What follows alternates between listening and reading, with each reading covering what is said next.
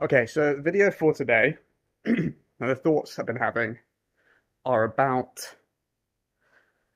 is it a money problem? So, when starting out in business, it's you kind of do everything yourself.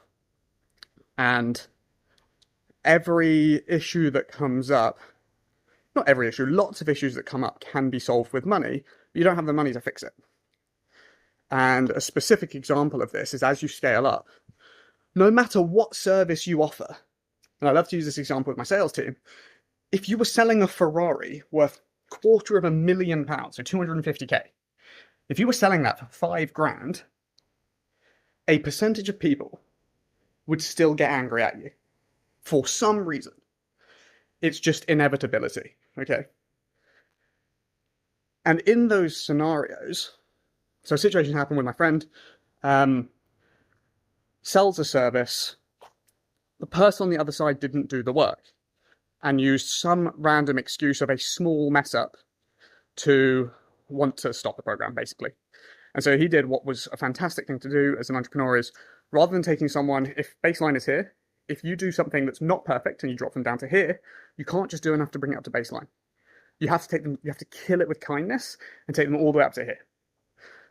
So she pays for a group access info thing, and he was like, well, do you know what, look, prices have since 4x or something since then, and I'll move you up to free one-on-one coaching.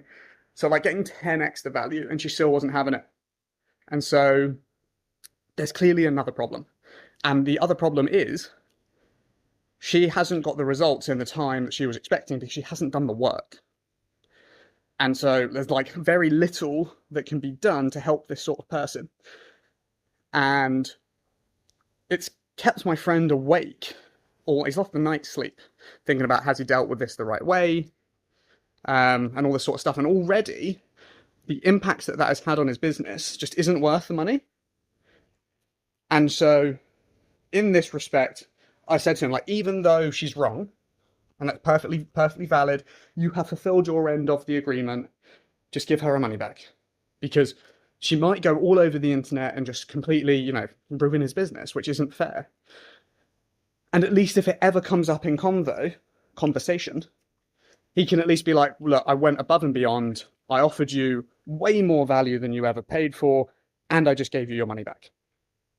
You maintain the moral high ground. And so that's my recommendation. If you can do something to maintain your daily sanity and so that it doesn't affect your ability to do other things, like to remain in a good mood, and it's just a function of money, and I guarantee there's a variation on how much money is worth it, but usually just pay it, and factor in the cost of refunds and chargebacks and stuff like this, where people do just screw you over. So like as part of your business model, you probably give loads of stuff away for free anyway that's baked in, and just assume that you're going to do double in your calculations for when you cost stuff up, because that's the reality of the situation. And it's like tax. You just got to suck it up and deal with it.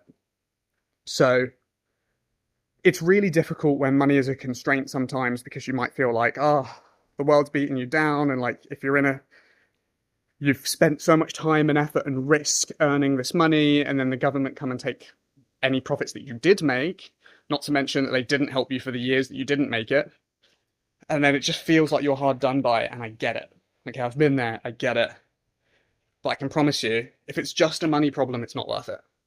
So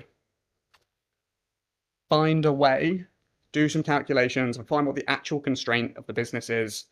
And usually it's going to be just absolute volume. Like if you had 10 times the sales, you wouldn't be dealing with this customer service issue. You would just have a process in place that, like, if they meet this criteria, we just refund them, and then that's that. We part ways on good terms. That's my recommendation. So today, have a think about, this is for me too, coming on from what happened yesterday. We had a bit of a mess up with something that's completely not our fault. The system changed that we didn't know about. We weren't notified in any way. It caused us to miss our flight. People weren't helpful. There's nothing that can be done. they don't work weekends and bank holidays here. So we've missed one flight, which is then going to miss our next flight, which may then mean that we end up missing Millie's sister's wedding, and it's this whole faff. But at the end of the day, it's all just a money problem. And yeah, there's some time issues and emotion and all that sort of stuff, but we've done what we can, and just sitting there seething over it isn't helping anybody. So find what actions you can take and do them. And if you can't, if there is nothing else, if you have exhausted every option and it's just a money problem, you don't get to take it with you anyway. You're going to die one day anyway. Why ruin the time that you do have here with a problem that you now don't have control over? But you can control how you feel, and just part ways and do your best. So that's my recommendation for today. Are the problems you're looking at money problems? And if they are, great, make more money.